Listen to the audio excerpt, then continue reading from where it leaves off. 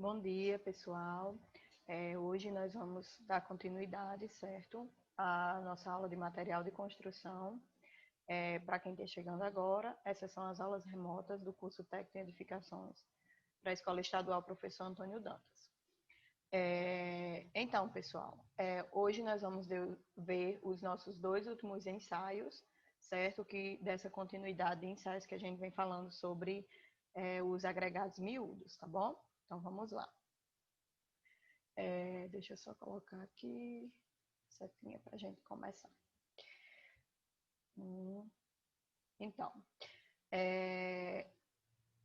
os agregados miúdos, nós temos o nosso outro ensaio, que nós chamamos de inchamento. Então, o que é o inchamento? Inchamento é a propriedade dos agregados miúdos de aumentarem o seu volume, certo?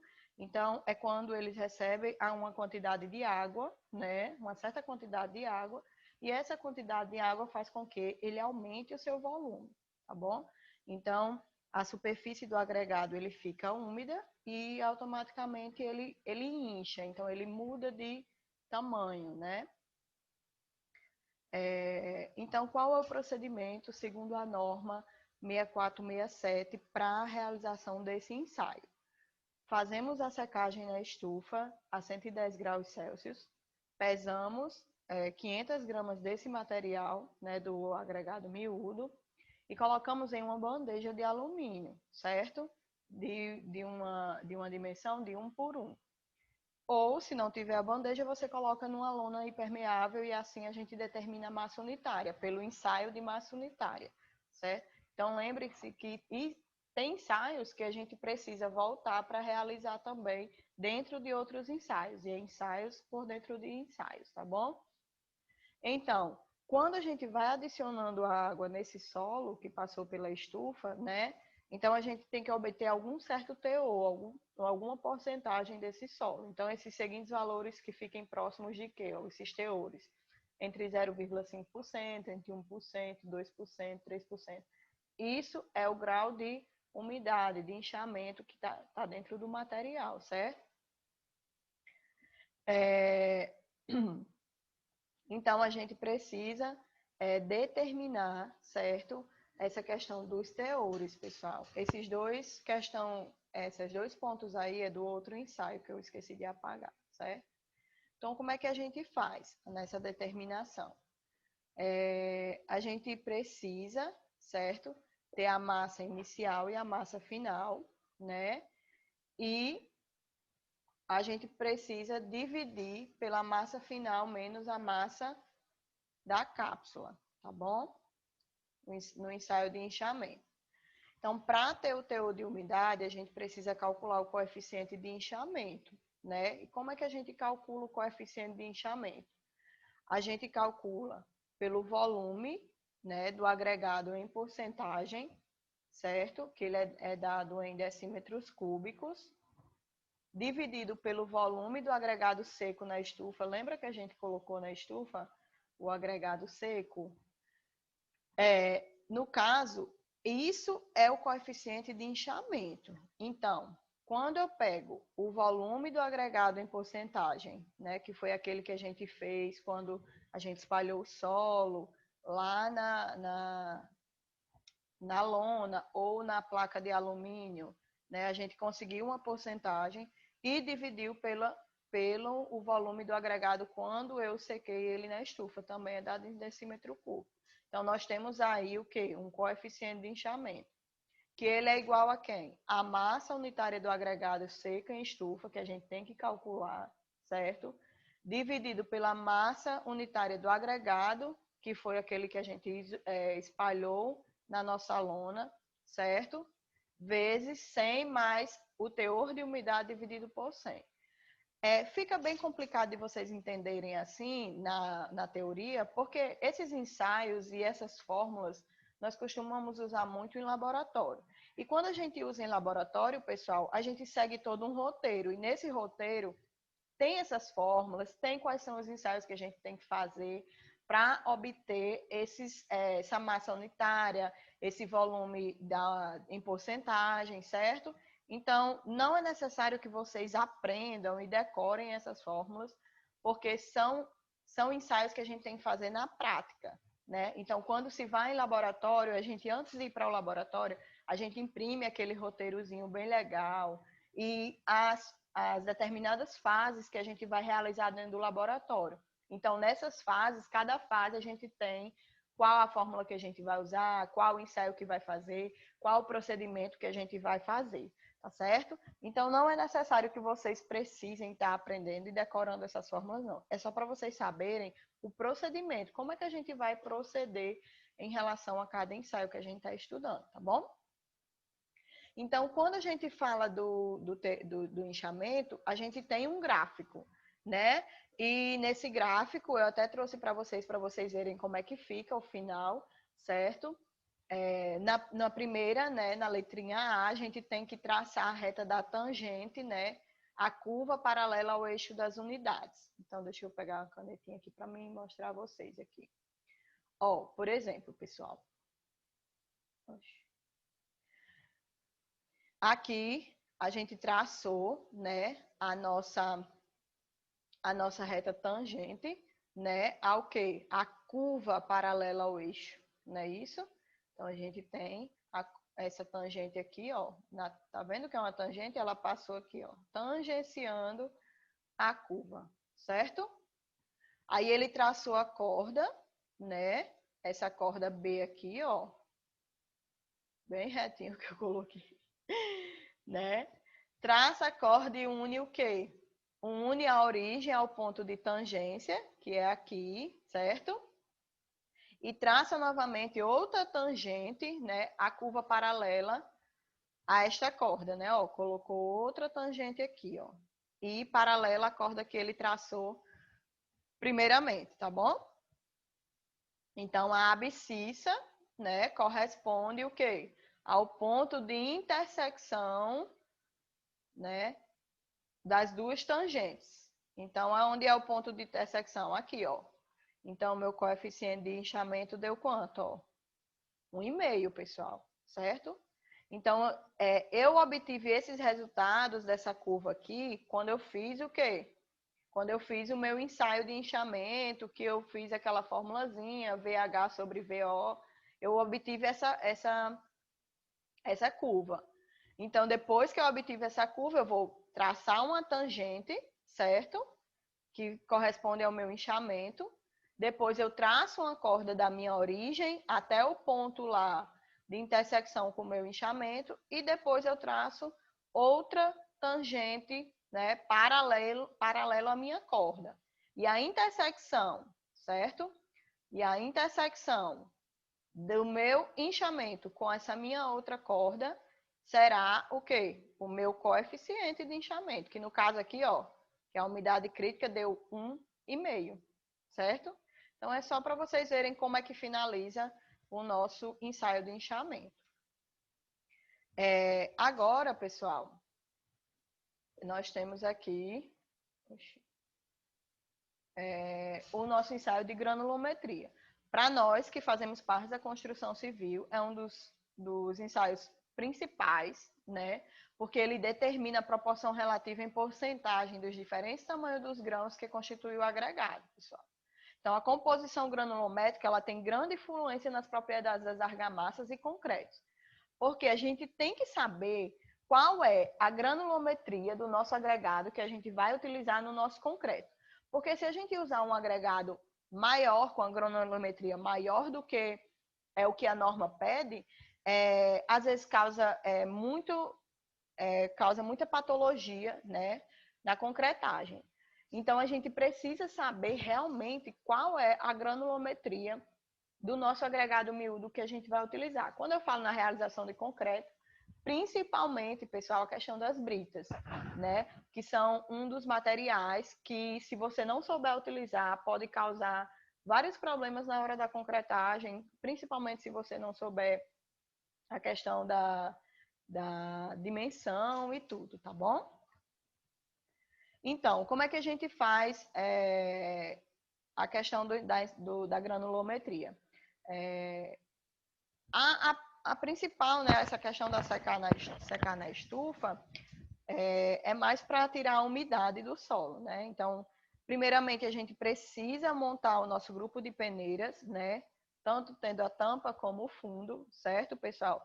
Encaixar essas peneiras em ordem crescente, né? Então, da maior para menor, e embaixo nós temos o fundo, né? E na peneira superior, né, a gente sempre tem que tampar para poder, quando ele for agitar, o material não sair. Então, quando a gente não tem um agitador, a gente vai na mão. Então, sempre quando a peneira que você vai peneirar, né, que você tem, você sempre tampa. E você faz movimentos circulares para que esse material ele possa, né, o que não tem a granulometria daquela peneira, ele possa cair no fundo, né? Que no caso, se for manual, pessoal, a gente pega a peneira, né? A peneira que você vai usar o seu material, né? Que no caso é a peneira maior, 4,8 que a gente utiliza, certo? E embaixo a gente coloca o fundo. Eu estou falando em quando a gente faz o ensaio manualmente. Mas quando a gente faz um ensaio com agitador mecânico, a gente coloca o nosso grupo, nossa série de peneiras sobre o agitador mecânico e liga lá e ele faz a sua funçãozinha, certo? Mas quando for manualmente, a gente tem que fazer peneira por peneira, certo? Então, a gente tem que peneirar até a classificação total do material, ou seja, quando você percebe que não está descendo mais material. Então, aquele material você pega que ficou retido nessa peneira, coloca num local, né, identificado, você identifica que aquele material ficou retido na peneira, por exemplo, 4,8. Aí você vai na outra peneira, por exemplo, que é a 2,4. Você coloca esse material que não ficou retido, que ficou lá no fundo, né? Coloca nele, faz o mesmo procedimento, tá certo? E assim até chegar na nossa última peneira. Então, ele aconselha para, se for fazer manualmente, agitar mais de 2 minutos, não menos do que isso, tá certo? Então, aqui nós temos a determinação, né? Eu acho que eu fiquei aqui em cima um pouquinho. A determinação para poder fazer os resultados, né? Então, para cada uma amostra de ensaio, a gente tem que calcular a porcentagem retida em massa, certo? Em cada peneira. Então, a gente tem que saber qual foi a porcentagem que ficou retida, porque depois, ao final, a gente vai saber a porcentagem acumulada. Então, granulometria é uma soma sempre. Soma os dois com o próximo, soma os dois com o próximo, soma com o próximo. Sempre assim, porque no final a gente vai ter a porcentagem acumulada, né? Então, as duas amostras elas devem apresentar necessariamente o diâmetro máximo e nas demais peneiras os valores percentuais retidos individualmente. Eles não devem diferenciar mais do que 4 unidades percentuais entre si, certo? Essa questão de arredondamento, né? A gente tem que tomar bem muito cuidado com isso. Então, a gente calcula as porcentagens retidas e acumuladas em cada peneira com aproximação de 0,01, certo? Calcula o módulo de finura, né? Determina o diâmetro máximo e a gente tem que traçar, então, o nosso gráfico granulométrico, certo? Que é, no caso aqui, pessoal, vocês podem perceber que aqui é a nossa tabelinha, certo? Essa é a nossa tabelinha do ensaio de granulometria. Percebam, aqui, olha só, aqui nós temos o número da peneira, certo? O milímetro que ela tem. Por exemplo, nessa daqui de 9,5 e 6,3, percebam que não existe nenhum material retido, nem uma porcentagem retida. Tá vendo? Não tem. Já na 4,8, eu fiquei 1,30 gramas, que me dá uma porcentagem de 0,3, certo?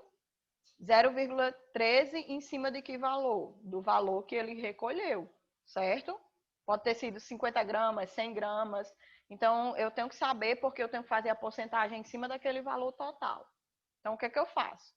Percebam, na 4,3 ficou 1,3. Na 2,4 ficou 5. Na 1,2 ficou 20,5. Tudo em gramas, viu, pessoal? Isso aqui eu estou falando que é em gramas.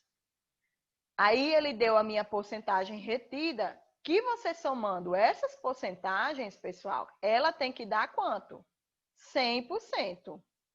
que no caso o meu peso total foi de quanto? 1.023,10 gramas, certo? Que foi o total da amostra que ele fez.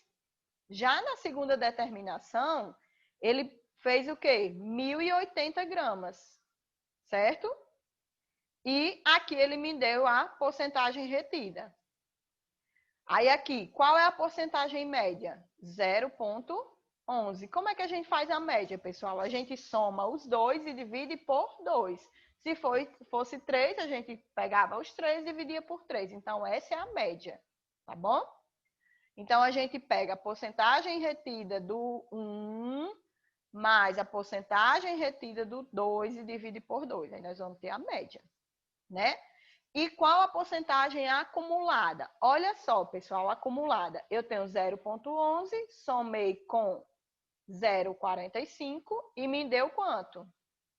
0,55. Aqui era para ser um 6, certo, pessoal? Então, é sempre assim. É o anterior somado com o posterior que me dá o próximo. Anterior, posterior e o próximo, certo? Anterior com posterior, que me dá o próximo. Então, isso é uma porcentagem acumulada, certo? E no final ele me deu o meu módulo de finura, tá bom? Então, isso é um ensaio de granulometria, tá certo? E no final aqui, eu tenho o meu gráfico granulométrico, pessoal. Como é o meu gráfico granulométrico? Eu tenho, aqui ao meu lado, eu tenho a porcentagem retida que a gente tirou lá da tabelinha. E eu tenho o quê?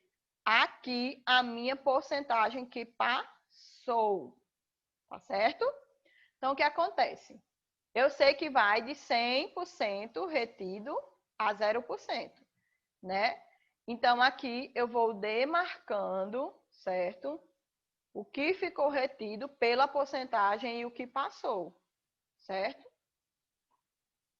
E eu tenho o meu módulo de finura. O módulo de finura lá deu 1,5, né? 1,65. Então, ele está aqui, ó, que foi um agregado fino, né? Porque ele deu aí maior, menor do que 2,4. Ele deu menor do que 2,4. Então, ele foi um agregado fino, né? Que tem um módulo de finura menor do que 2,4, certo? A gente ainda vai fazer atividades sobre granulometria, então vai ficar mais esclarecido para vocês em relação como é que a gente faz a determinação da minha curva granulométrica, certo? O legal seria se a gente pudesse ir, né, ao laboratório. Infelizmente, por causa dessa pandemia, a gente não vai poder fazer prática, mas se vocês quiserem saber mais um pouquinho sobre a questão do ensaio de granulometria, tem muitos,